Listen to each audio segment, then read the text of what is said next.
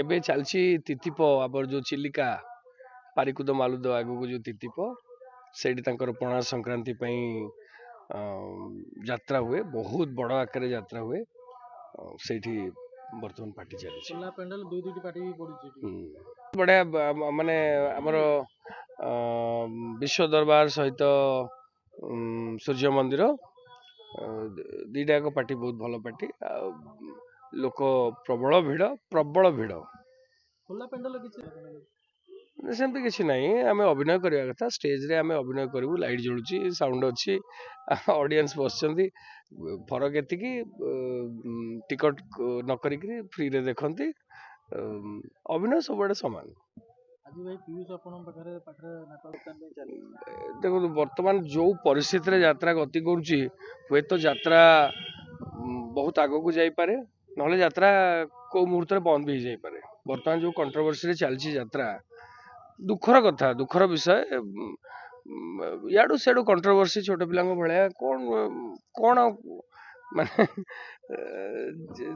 ସମସ୍ତେ ସୋସିଆଲ ମିଡ଼ିଆରେ ବାଇଟ୍ସ ଦେଇ ଦଉଛନ୍ତି, କହି ଦଉଛନ୍ତି, ନିଜ ପ୍ରଫେସନକୁ ଦେଖୁନାହାନ୍ତି। ଯୋଉ ପ୍ରଫେସନରେ ଆମେ କାମ କରୁଛୁ ସେ ପ୍ରଫେସନକୁ ଭଗବାନ ମାନିକି ଚାଲିବା ଉଚିତ। କଣ କହିବି, ଏଇଟା ଦୁଃଖର କଥା। ଏସବୁ ହବା କଥା ନୁହଁ। ସମସ୍ତଙ୍କ ଜାଗାରେ ଠିକ ଅଛନ୍ତି, ସମସ୍ତେ ଭୁଲ। ମାଲିକ ମାଡ଼ ମାରିବାଟା ଭୁଲ, ସେ ପଇସା ନେଇକି ଫେରେଇବାଟା ଭୁଲ। ତେଣୁ ଏଠି କଣ କହିବ କାହାକୁ? ସେମାନେ ନିଜ ନିଜ ଭିତରେ ଯାହା ବୁଝାମଣା ହେବେ ନା। ଆଉ କିନ୍ତୁ ଏଇ କଥା ଯେତେବେଳେ ଆପଣ ଦେଖନ୍ତି, ଆପଣଙ୍କୁ ଅନେକ ପ୍ରଶ୍ନ ଆସୁଥିବ, ଅନେକ ରିଲେଟିଭ୍ସ ଆପଣଙ୍କୁ ପଚାରୁଥିବେ କି କଣ ଏମିତି ଚାଲିଛି, ସେ ପ୍ରଶ୍ନ ଆପଣ କେମିତି ଉତ୍ତର ଦିଅନ୍ତି? ନାଇଁ, ମତେ ସେମିତି କେହି ପଚାରି ନାହାନ୍ତି। ମତେ ସେମିତି କେହି ପଚାରି ନାହାନ୍ତି।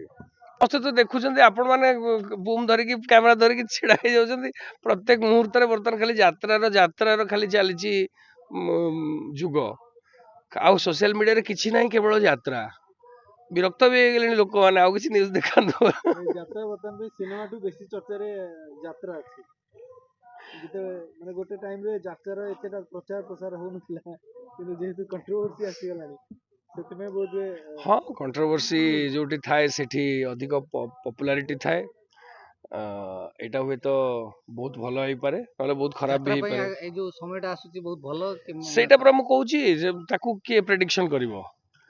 ହୁଏତ ଯାତ୍ରା ପାଇଁ ବହୁତ ଭଲ ହେଇପାରେ, ଯାତ୍ରା ବହୁତ ଆଗକୁ ଯାଇପାରେ, ନାଇଁ ତ ଯାତ୍ରା କୋଉ ମୁହୂର୍ତ୍ତରେ ବନ୍ଦ ବି ହେଇଯାଇପାରେ, ଯୋଉ ପ୍ରକାରର କଣ୍ଟ୍ରୋଭର୍ସି ହଉଛି। ଆଚ୍ଛା, ଏଠି ଆମେ ଯାତ୍ରା ପେଣ୍ଡାଲ ଉପରେ ବିଭିନ୍ନ ପ୍ରକାର କ୍ୟାରେକ୍ଟରକୁ ଦେଖୁଛୁ, କିନ୍ତୁ ଏଠି ରିଏଲରେ ଦେଖୁଛୁ କି କେତେ ଜଣ ପିୟୁଷକୁ ଭିଲିଆନ କହୁଛନ୍ତି, ପିୟୁଷକୁ ହିରୋ କହୁଛନ୍ତି। ଆପଣଙ୍କୁ କଣ ଲାଗେ ଯେ ପିୟୁଷ? ମୁଁ ସେସବୁ ଉପରେ କିଛି ମତ ଦେଇପାରିବିନି। ମୁଁ ପ୍ରଥମ କଥା, ମୁଁ ମୋ ନିଜ କଥା କହୁଛି। ମୁଁ ଯାତ୍ରାକୁ ଆସିଛି ଭଲରେ ବଞ୍ଚିବା ପାଇଁ, ଦୁଇ ପଇସା ରୋଜଗାର କରିବା ପାଇଁ। ମୁଁ ଯାତ୍ରାରେ ରହିକି ବହୁତ ଖୁସିରେ ଅଛି। ଆଉ ମୁଁ ସମ୍ମାନର ସହିତ ବଞ୍ଚିବାକୁ ଚାହେଁ, ଇଜ୍ଜତର ସହିତ ବଞ୍ଚିବାକୁ ଚାହେଁ। କିଏ କଣ କରୁଛି କଣ ନାହିଁ, ମୋର ସେଥିରେ କୌଣସି ମତଲବ ନାହିଁ। ସରିବ ତ ନିଶ୍ଚୟ, ଯାତ୍ରା ସୁରୁଖୁରୁରେ ବି ଚାଲିବ। ଏଇଟା କଣ ସବୁଦିନ ରହିବ କି?